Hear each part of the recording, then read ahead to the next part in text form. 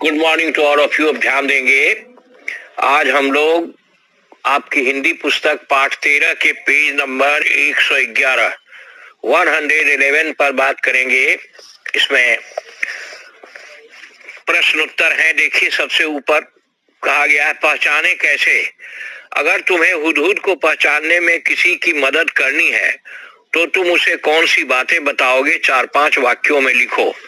तो देखिए, हुदहुद को पहचानने के लिए सबसे पहले तो आपको देखना होगा कि उसकी जो कलगी है वो बहुत सुंदर होती है और उसको वह हमेशा बंद रखती है, मगर जब कोई शोर होता है, आवाज होता है, तो उस कलगी को खोल लेती है, चौकन्ना हो जाती है।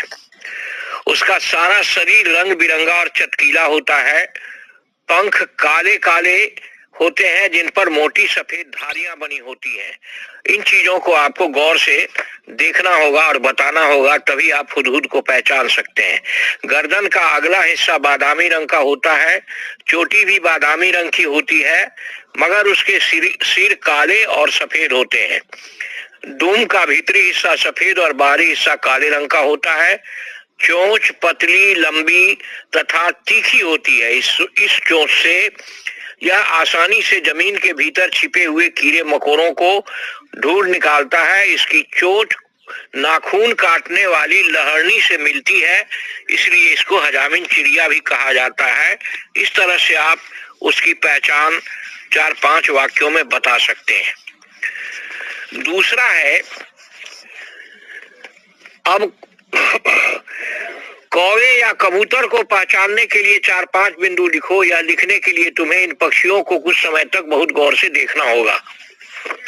अब देखिए, कौवे को पहचानना है तो उसको एक बार आप गौर से देखिए, यह सब जगह पाया जाता है। सुबह उठते ही आपके मुंडेर पर, छत पर आकर, आंगन में आकर काव काव करने लगता है और बच्चों के हाथ से रोटी छीनकर भाग जाता है। यह काले रंग का पक्षी है।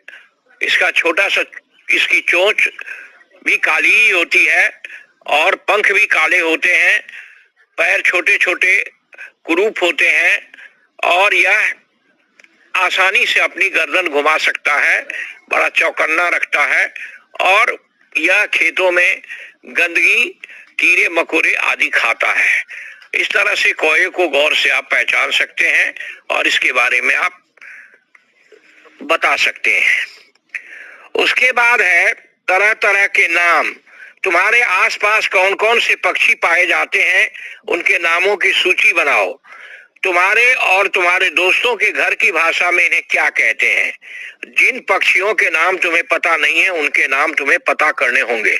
अब पक्षियों के नाम जो आपके घर के आसपास पाए जाते हैं, तो उसमें मुख्य पक्षी हैं, कौवा है, कबूतर है, मैना है, पंडुग है, मुर्गा है, कठफोरवा है, ये हुदहुद भी है और तोता है।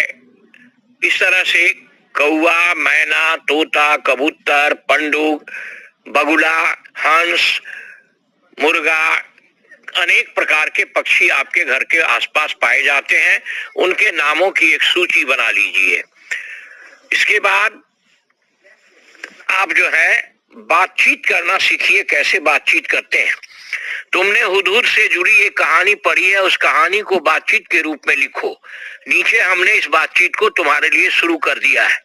अब इसमें शाह सुलेमान कहता है, अरे भाई गिद्ध, जरा मेरी बात तो सुनो। गिद्ध उड़ते उड़ते कहता है, कहिए मगर जरा जल्दी से। शाह सुलेमान, अरे भाई मैं गर्मी से परेशान हूँ, मुझे तुम अपने पंखों से मेरे सिर पर छाया कर दो। गिद्ध, नहीं नहीं, यह संभव नहीं है, क्योंकि मेरे पंख भी बहुत छोटे हैं, गर्दन पर मेरे पंख नहीं हैं, हम आपके ऊपर भला कैसे छाया कर सकते हैं। इस तरह से इस कहानी को आप लिख सकते हैं, बातचीत कर सकते हैं। तुम अपने दोस्तों के साथ बातचीत को कक्षा में नाटक के रूप में भी प्रस्तुत कर सकते हो। इसके लिए तो आपको वर्ग में अभिनय करना होगा और पाठ को पढ़ करके इसके डायलॉग नोट करने होंगे और बोलना पड़ेगा बारी बारी से।